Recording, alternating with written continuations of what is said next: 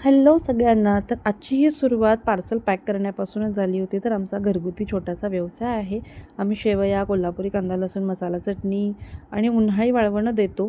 तर हे पार्सल आज पाठवायचं होतं मुंबईला, तर ते पॅक करून दिलं. त्यानंतर तुम्हालाही हवे असतील तर नक्की मला मेसेज करा. आपण चांगल्या प्रकारचेच प्रॉडक्ट्स देत असतो.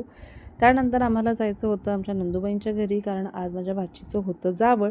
तर आम्ही सगळेजण तयारी करून तिकडे निघालो होतो.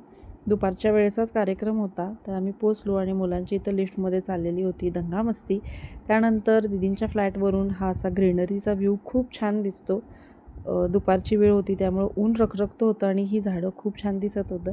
त्यानंतर आम्ही घरातलीच होतो त्यामुळं गेल्या गेल्या कार्यक्रम चालू केला. तर ओवीला पहिल्यांदा ओवाळून घेतलं. त्यानंतर तिला ओवाळून पहिल्यांदा घेतलं. त्यानंतर मामानं बट पहिला कट करायची असते, तर ती केली.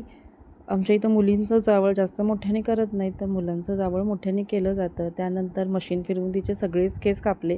त्यानंतर इथं मुलांचं चाललेलं होतं जेवायचं. पहिल्यांदा मुलांच्या पंक्ती केल्या, त्यानंतर आम्ही जेवलो आणि आवरून यायला आम्हाला 3:30-4 वाजले. त्यानंतर हे टायमिंग होतं संध्याकाळी 6चं.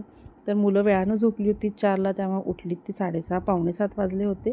त्यानंतर अर्जुनला आज सुट्टी लागली म्हणून त्याला कलरिंगचे बुक्स आणायला आम्ही गेलो होतो स्टेशनरीमध्ये.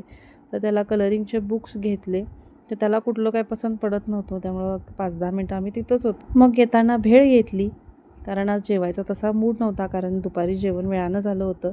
त्यानंतर अर्जुनचं चाललेलं इथं रंगवायचं आणि अनन्याचा चालला होता अभ्यास, कारण तिची आता परीक्षा आहेत. चला तर मग आजच्यासाठी इतकंच. Bye bye.